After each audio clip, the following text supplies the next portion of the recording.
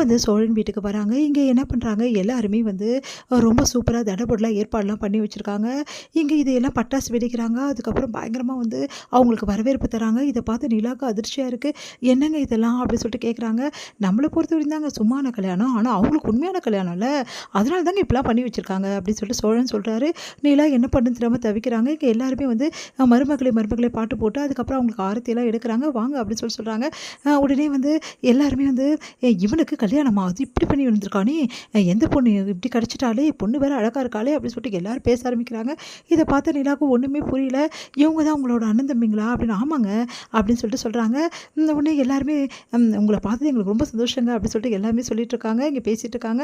அப்போ கரெக்ட்டா அவங்க வந்து அவங்க அப்பா வந்துடுறாரு. அவங்க அப்பா வந்து என் வீட்டுக்கு என் பையன் கூட்டிட்டு வந்துட்டாடா மருமகள. இதுக்கப்புறம் எவனும் எங்க வீட்ட தப்பா சொல்ல முடியாதுடா அப்படின்னு சொல்லிட்டு செமையா ஆட்டம் போடுறாரு. அத பார்த்து நிலாவுக்கு மயக்கமே வருது.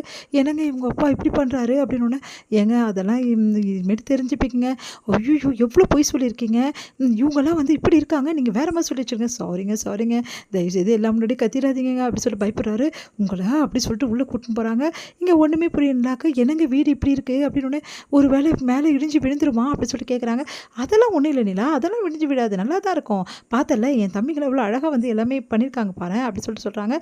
வாங்கங்க அப்படின்னு சொல்லிட்டு ஒவ்வொருத்தரா நான் தான் வந்து சேரன், நான் தான் பாண்டியன், நான் தான் பல்லவன் அப்படின்னு சொல்லிட்டு எல்லாரும் இன்ட்ரோடியூஸ் ஆயிருக்காங்க.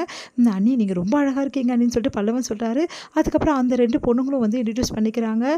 எல்லாருமே வந்து ஒண்ணும் புரியாம நிலா பார்க்குறாங்க. சரி முதல்ல வந்து வீட்டுக்கு வந்த பொண்ணுக்கு வந்து பாலும் பழமும் குடுக்கணும். அது கூட உங்களுக்கு தெரியாதா? விளக்கேத்தி வைக்கணும். அது கூட தெரியாதா? அப்படின்னு சொல்லிட்டு அந்த பொண்ணுங்க சொல்றா. ஓ! எங்களுக்கு இதெல்லாம் தெரியாதுங்க அப்படின்றாங்க. சரி நிலா கொஞ்சம் விளக்கேத்துறீங்களா? அப்படின்னோனே, சரிங்க ஏத்துறேன் அப்படின்னு சொல்லிட்டு ஏத்துறாங்க. ஏங்க நம்மள பொறுத்தவரைக்கும் பொய்யான கல்யாணம் இல்ல. ஏங்க இதெல்லாம் செய்றாங்க? அப்படின்றாங்க.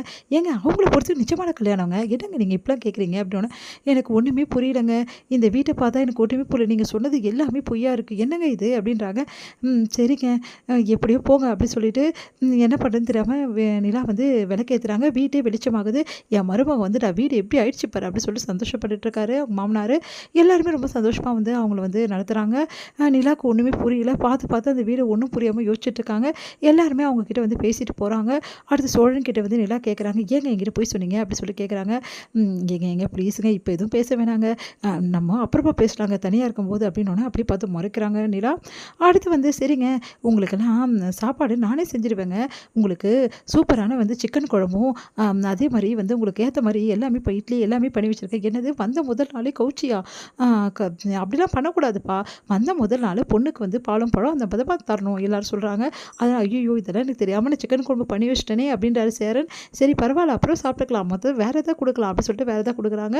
எல்லாருமே ரொம்ப சந்தோஷமாக பழகுறாங்க. ஒன்றும் புரியாமல் குழம்பிருக்காங்க நிலா.